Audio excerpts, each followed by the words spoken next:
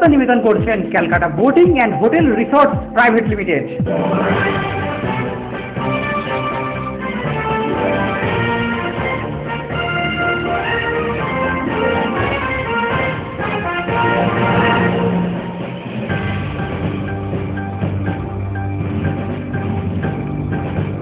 নমস্কার, আপনারা দেখছেন খবর কলকাতা। আমি অঙ্কিতা। বিস্তারিত খবরে যাবো, কিন্তু তার আগে দেখে নেবো এই মুহূর্তের হেডলাইন। রাজ্যে বিনিয়োগ কমেছে, বামেদের আমলের তুলনায় বর্তমানে শিল্পের অবস্থা খারাপ, অভিযোগ করলেন প্রাক্তন অর্থমন্ত্রী অসীম দাশগুপ্ত। শুক্রবার মধ্যরাত থেকে পেট্রোলের দাম কমল লিটার পিছু 2.5 টাকা। আন্তর্জাতিক বাজারে তেলের দাম কমায় সিদ্ধান্ত পেট্রোলিয়াম মন্ত্রকের।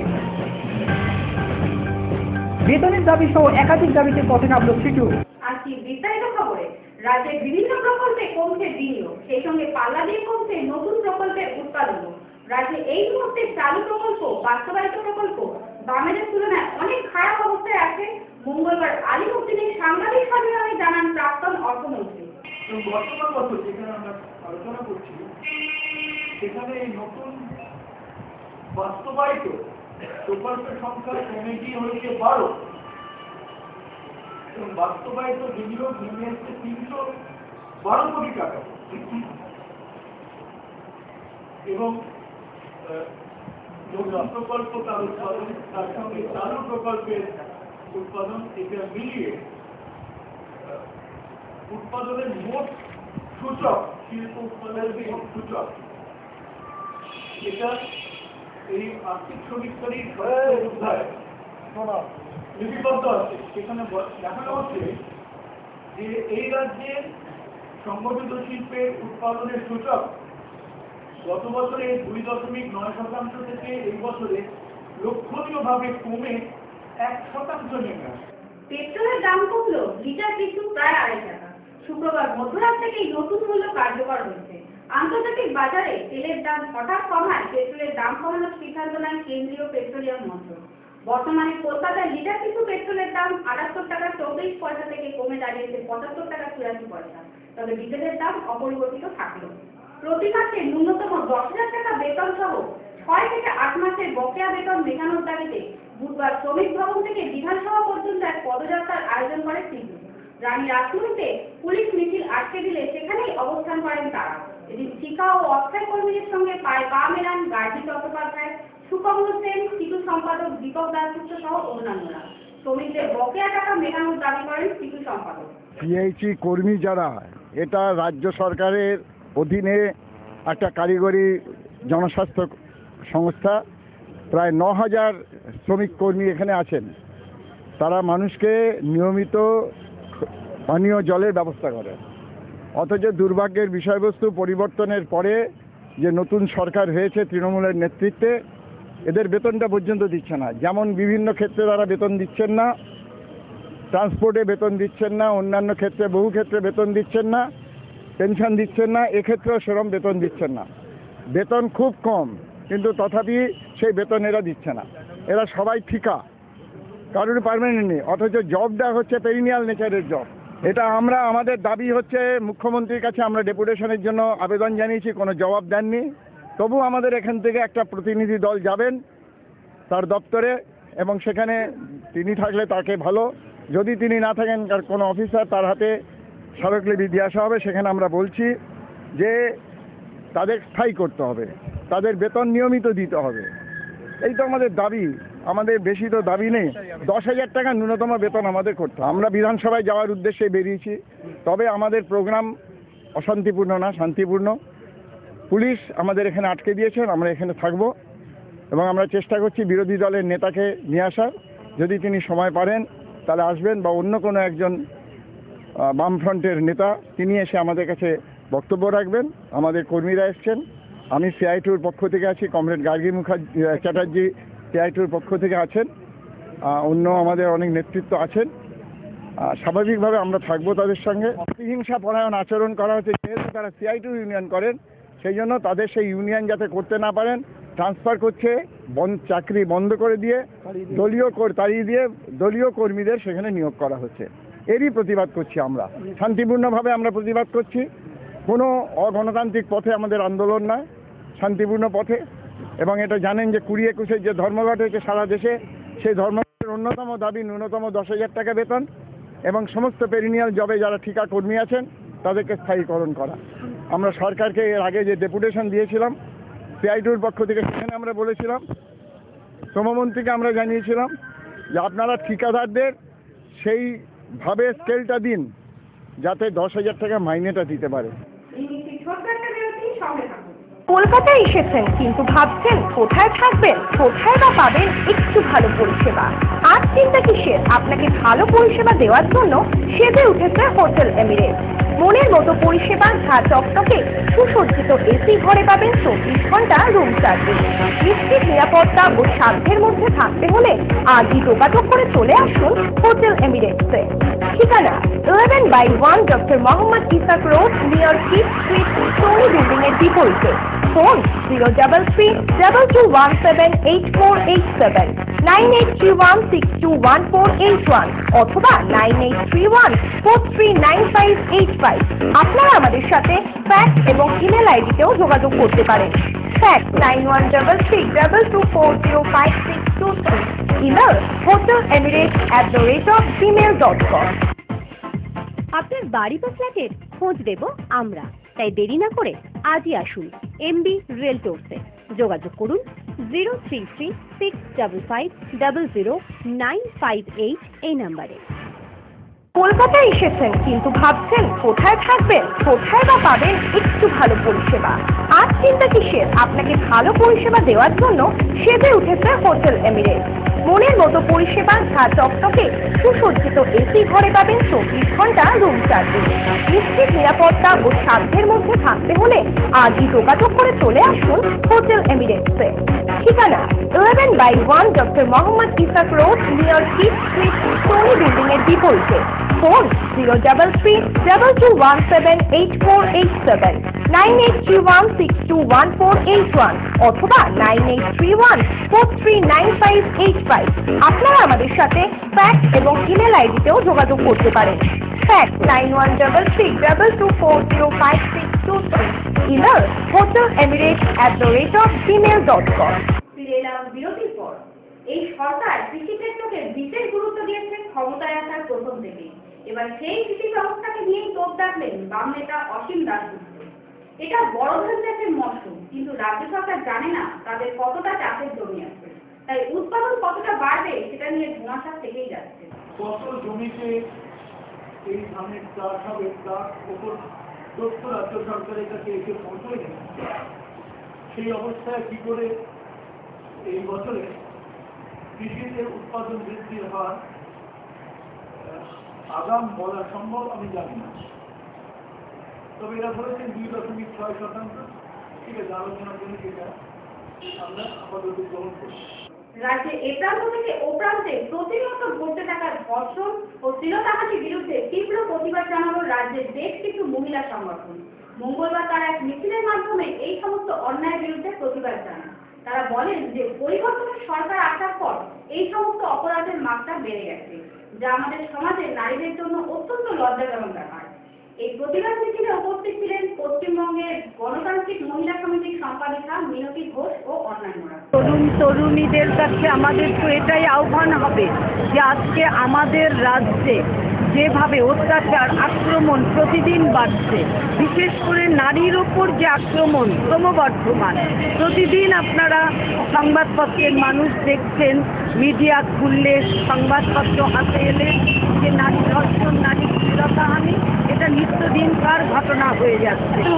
তরুণ প্রজন্ম আজকে এ ধরনের নক্কারজনক ঘটনার বিরুদ্ধে তারা এগিয়ে আসুক।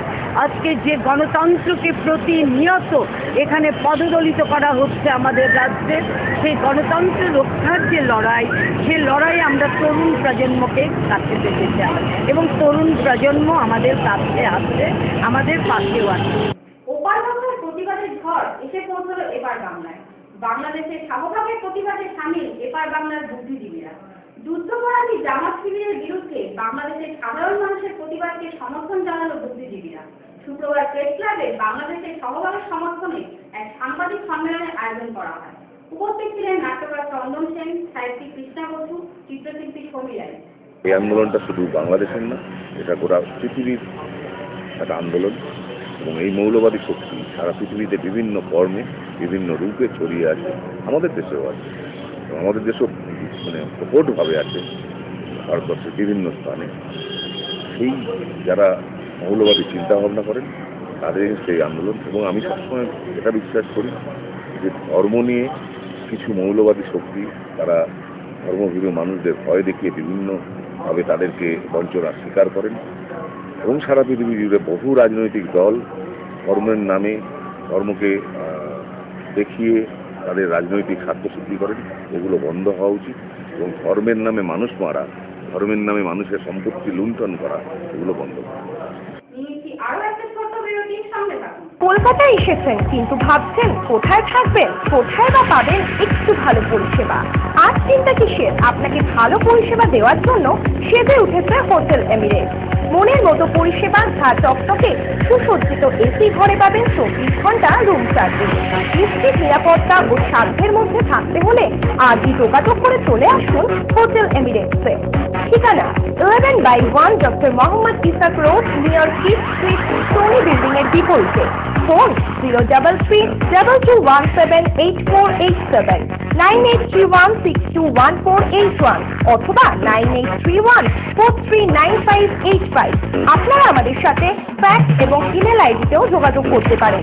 Fax 913322405623, email hotelemirates@gmail.com। আপনার বাড়ি বা ফ্ল্যাটের খোঁজ দেব আমরা, তাই দেরি না করে আজই আসুন MB রিয়েলটরসে। যোগাযোগ করুন 033655000958 এই নাম্বারে। কলকাতায় এসেছেন কিন্তু ভাবছেন কোথায় থাকবেন, কোথায় বা পাবেন একটু ভালো পরিষেবা। আর চিন্তা কিসের, আপনাকে ভালো পরিষেবা দেওয়ার জন্য সেজে উঠেছে হোটেল এমিরেটস। মনের মতো পরিষেবা, ঝা চকচকে সুসজ্জিত এসি ঘরে পাবেন 24 ঘন্টা রুম সার্ভিস। নিশ্চিত নিরাপত্তা ও সাধ্যের মধ্যে থাকতে হলে আজই যোগাযোগ করে চলে আসুন হোটেল এমিরেটসে। ঠিকানা 11/1 doctor Mohammad Ishaq road, near Kyd street, Sony building এর বিপরীতে। ফোন 03322178487, 9831621481 অথবা 9831439585। আপনারা আমাদের সাথে ফ্যাক্স এবং ইমেল আইডিতেও যোগাযোগ করতে পারেন। Fax 913322405623, email hotelemirates@gmail.com। ফিরে এলাম বিরতির পর। বিগত বাম সরকারের জমানায় ঘটে যাওয়া নন্দীগ্রামের নৃশংস ঘটনায় নিহতদের প্রতি শ্রদ্ধা জানায় ফ্রেন্ডস অফ ডেমোক্রেসি। 14 মার্চ বৃহস্পতিবার একাডেমি অফ ফাইন আর্টসের সামনে নন্দীগ্রামের শহীদ দিবস পালন করে এই সংগঠন। অনুষ্ঠানে উপস্থিত ছিলেন আইএনটিটিউসির নেতা প্রদীপ ব্যানার্জি, মানবাধিকার কর্মী সুজাত ভদ্র, কবি জয় গোস্বামী, সংগঠনের সদস্য ছোটন দাস, কল্যাণ সেনগুপ্ত সহ অন্যান্যরা। নন্দীগ্রামের ঘটনার দ্রুত তদন্ত এবং দোষী নেতা ও পুলিশ অফিসারদের শাস্তি সহ 5 দফা দাবি তারা বর্তমান রাজ্য সরকারের কাছে পেশ করে। পলিটিক্যাল এবং মরাল রেসপন্সিবিলিটিটা উনি যখন মন্তব্য করেছিলেন উত্তরের পর্যায়ে, পরবর্তীকালে আপনার খেয়াল আছে যে পুলিশ যদি গুলি চালাতো আমি জানতাম, আমি পুলিশকে পাঠাতাম। এটা হচ্ছে বালক সুলভ মন্তব্য আমাদের। এখানে পুলিশকে পাঠানো হয়েছিল, বন্দুক দেওয়া হয়েছিল, গুলি করে লোক মারবার এবং তার পরবর্তীকালে যে গণহত্যার কাজগুলো হয় সিপিএম করে, পুলিশ এবং সিপিএমের জায়গা মিলে করে, পুলিশের জামা পরে ত্রুটিগুলো খালি তাদের কত তাড়াতাড়ি দ্রুত সপ্তাহে নিতে পারে, তারা যে কাণ্ডটা করে এবং সেইটা শাস্তিটা আমরা দাবি করছি। চীনের কট্টরপন্থী নীতির কারণে তিব্বতীদের জীবন সংকটের মধ্যে 54তম তিব্বতীয় উত্থান দিবস উপলক্ষে বুধবার প্রেস ক্লাবে এক সাংবাদিক সম্মেলনে সংগঠনের তরফ থেকে এমনই অভিযোগ করা হয়। তিব্বত ও ভারতের মধ্যে সম্পর্ক গুরু শিষ্যের মতো। তিব্বতীয়দের এই অহিংস সংঘর্ষে ওদের পাশে দাঁড়ানোর আহ্বান করলেন সংগঠনের তরফে ভ্যাট ওয়াংলোক। বলেন, रिक्वेस्ट करने के लिए अभी हमारे तिब्बत से चीन ने कब्जा किया 1959 में, तो टोटली 54 साल हो गया। जब चीन ने कब्जा किया उस वक्त में 1.2 मिलियन टिबेटन मार चुका था। ऐसे करते टार्चर करते करते करते हमारी जितना शिक्षा गुरु है, बड़ा बड़ा लामा है, और जेल में था, जेल में मार दिया, बदनाम किया था। इसके बाद में फंडामेंटल राइट कुछ नहीं देता था, ह्यूमन राइट नहीं देता था, स्पीक करने नहीं देता था, धर्म करने नहीं देता था। ऐसे करते करते अभी पूरा हम लोगों को तिब्बत में पूरा आग चल रहा है। अभी लास्ट ईयर 2009 से फरवरी से अभी तक 108 अपनी सब इमोलेशन किया। चाइनी के स्ट्रक्चर से धर्म करने नहीं देता है। धर्म में सब जो मंदिर में सब चाइनीज आदमी घुस गया और मर लॉस किया। अपने देश के अंदर इधर उधर जाने के लिए 7 आइडेंटिटी कार्ड चाहिए। अपने देश के लिए अंदर जाने नहीं देता है और अपनी शिक्षा सीखने नहीं देता है। मंदिर में जाके पहले परंपरा अपने जो धर्म सीखता था उसको भी सीखने नहीं देता है। तो इसलिए अभी तिब्बतन हालचाल है, मार्शल लॉ चल रहा है। इसलिए हमने सारी दुनिया को रिक्वेस्ट करने के लिए आज हम लोगों को north east Tibetan, Kalimpong, Sikkim, Darjeeling, Kurseong, Sonada, रावाला, साउथ सिक्किम, हम लोग तिब्बतन जिसको नॉर्थ ईस्ट हम लोगों को अपील करने के लिए सारे हिंदुस्तान में हम लोगों को रिक्वेस्ट करने आ रहे हैं।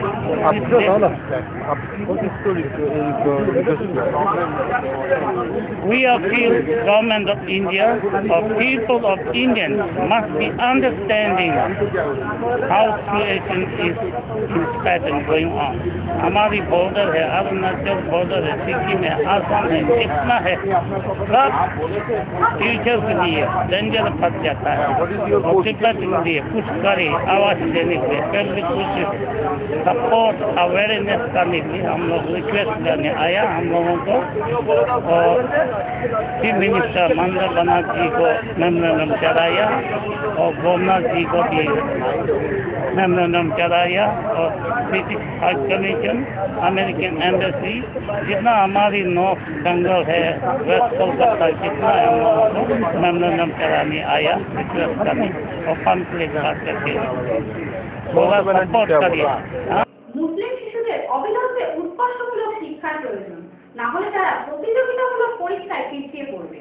শিক্ষার প্রসার ঘটাতে হবে, তাহলে মুসলিমরা ভারতবর্ষের সম্পদ হয়ে উঠবে। শুক্রবার মুসলিম ইনস্টিটিউটে শিক্ষা বিষয়ক কনভেনশনে দাবি তুলল অনুষ্ঠানের আয়োজকরা। উপস্থিত ছিলেন আবুল রশিদ, বিশ্বভারতীর প্রাক্তন উপাচার্য দিলীপ সিনহা সহ অন্যান্যরা।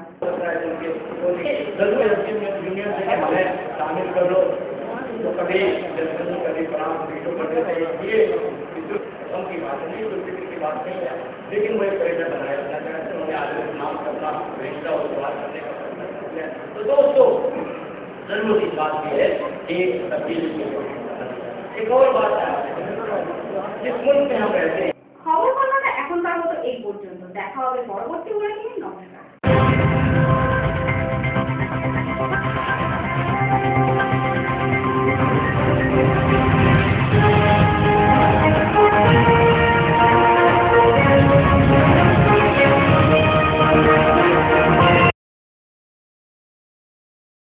খবর কলকাতা নিবেদন করলেন Calcutta boating and hotel resort private limited.